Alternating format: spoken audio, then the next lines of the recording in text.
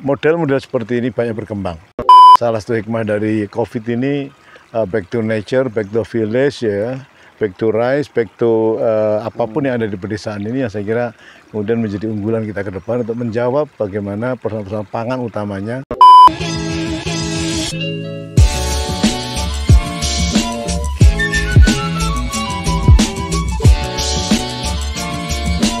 Assalamualaikum warahmatullahi wabarakatuh. Jadi siang-siang ini kita lagi berkebun Pak ya. Bersawah. Bersalah. Lagi bercocok tanam guys. Dan ini pertama kali. Sebenarnya saya pernah juga Pak pas di Aceh Pak. Cuman lebih ke kebun kopi. Nah ini pertama kali saya untuk melihat Terjun ke pertanian sawah. Dan ini banyak banget tadi udah berbincang dengan petaninya. Dan Kades sekarang kita lebih ke investornya nih Pak. Kok malu-malu gitu?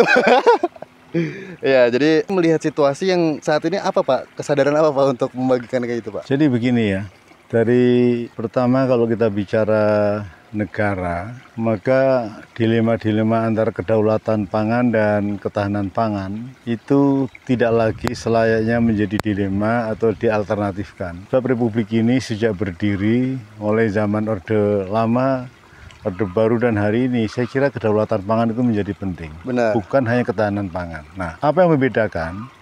Kedaulatan pangan itu adalah satu situasi di mana pangan bisa terpenuhi dengan mulai dari pengelolaan sampai hasil panen, ya itu berangkat dari keswadayaan masyarakat, dan karena itu tidak perlu kita melakukan misalnya proses-proses yang non budidaya. Nah, kalau ketahanan pangan itu kan masuk pada ranah masa tata niaga. Iya. Nah, jadi karena itu kita tidak lagi memperhadapkan antara kedaulatan dan ketahanan pangan, di mana secara faktual hari ini kita bisa melihat bahwa ketika COVID hari ini, ya, di mana 215 negara itu juga bermasalah dengan satu masalah pangan, yang kedua energi, lalu yang ketiga kesehatan, lalu yang keempat itu adalah masalah-masalah yang berkaitan dengan kebutuhan penerimaan masyarakat. Nah, faktanya hari ini ketika COVID, otomatis impor kita berkurang.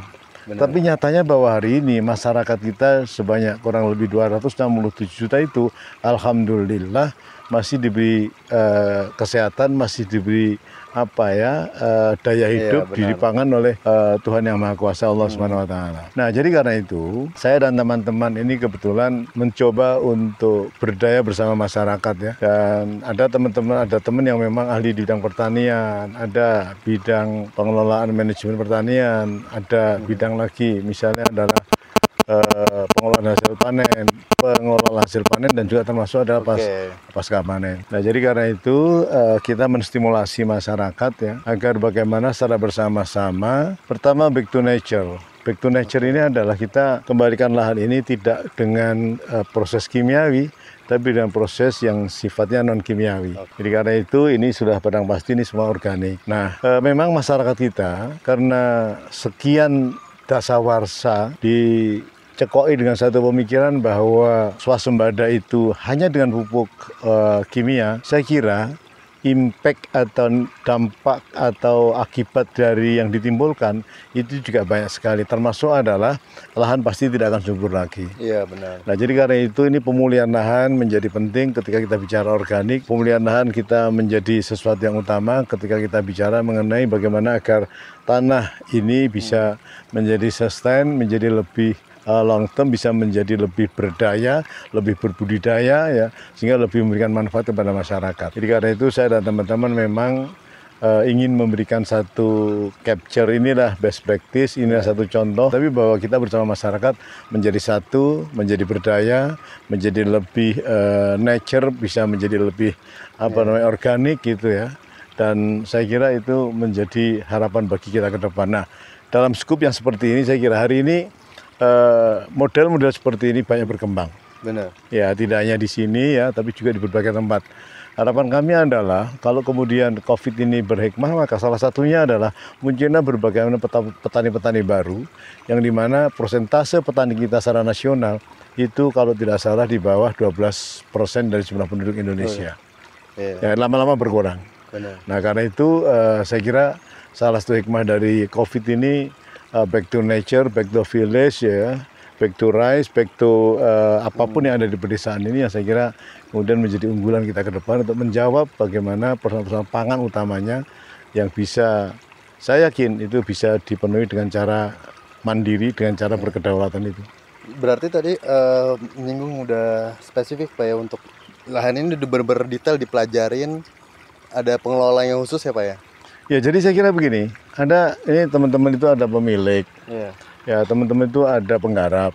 Kami punya tools, punya pengetahuan, punya pengalaman, ya, punya best practice yang bisa dielaborasi, bisa dikombinasikan, dikerjasamakan, yang sudah barang pasti di situ saling menguntungkan. Jadi saling menguntungkan secara pengalaman, saling menguntungkan secara kualitas, saling menguntungkan secara kuantitas, sehingga output yang dihasilkan pun tidak sekedar kilogram atau kuintal gram gabah, tapi juga ada pengalaman yang bisa di-share kepada masyarakat secara bersama-sama. Nah Pak, ini akankah melebarkan lagi Pak lahan pertanian Pak? Ya, saya kira ini kan best practice ya.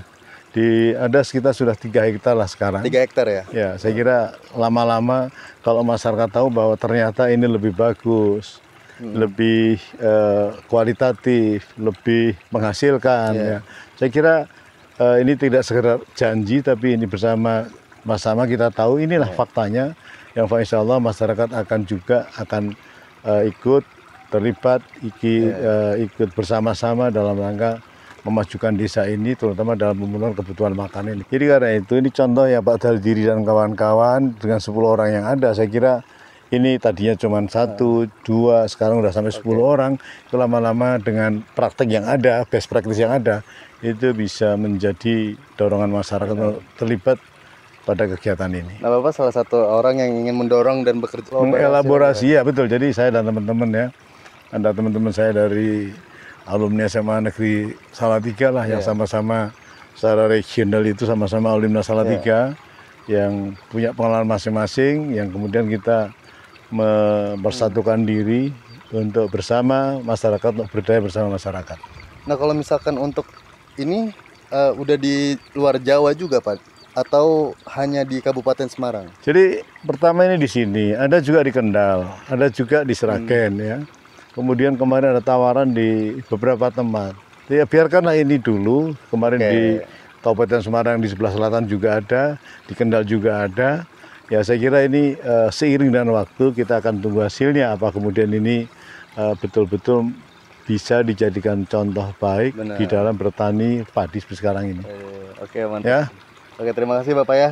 Mungkin ada yang terakhir ingin disampaikan untuk anak-anak muda gitu Pak, agar melihat ini kan sebenarnya untuk petani anak-anak muda udah jarang banget Pak ya. Bahkan anak petani pun ke ibu kota gitu Pak. Gimana, jadi Pak? begini ya, infrastruktur, apakah dia teknologi, ya digital, jalan raya, ya itu tidak akan ada manfaat kalau kemudian tidak ada yang dibawa. Benar. Ya, kontennya nggak dibawa. Ya boleh digital itu berkembang, tapi kalau kemudian tidak ada message yang dibawa, itu juga tidak ada manfaat. Sama juga ketika kita lihat misalnya Jakarta Surabaya lewat tol misalnya, tapi tidak ada yang namanya pergerakan orang dan barang, itu juga tidak ada manfaat. Nah jadi karena itu saya kira ruang-ruang konten substansi, apakah di berbagai bidang di pertanian pun saya kira ini juga bagian dari masa depan. Misalnya kalau kita bicara mengenai jual beli di lewat online misalnya, kalau kita mau jual beli misalnya beras, kalau nggak ada berasnya bagaimana? Iya benar. Kita makan kan dari. Nah jadi karena itu saya kira ini menjadi satu pilihan masa depan. Jangan hanya berada di kantoran perkotaan, tapi juga yang substansi di kemasyarakatan bersama masyarakat, saya kira itu menjadi pilihan. Apalagi negara kita negara agraris. Jadi memang perlu ada tindakan yang sifatnya, kalau Ki Hajar Dewantara bilang, ya ing ngarsa sung tulodonya harus ada, ing mati omangun karsunya juga ada, tut uri handayanya juga ada. Sehingga dengan demikian kemajuan Indonesia, utamanya di bidang pertanian, itu juga kemajuan seluruh komponen masyarakat bangsa, mulai dari yang atas sampai dengan yang di bawah. Jadi sejahtera atas, sejahtera bawah, saya kira begitu. Oke, ini terima kasih banget Bapak, baik banget gitu Pak ya, mau menggandeng petani, kepala desa, kan jarang banget orang seperti Bapak. Nah, enggak, biasa-biasa Mas. Kan orang-orang pada yang udah duduk di atas gitu Pak ya, udah santai-santai nggak mau merhatiin yang bawah gitu Pak. Enggak, ini saya kira di Ngawi juga ada seperti saya juga back to village ya, di Kendal saya juga back to village, nggak ada soal kok semua ini.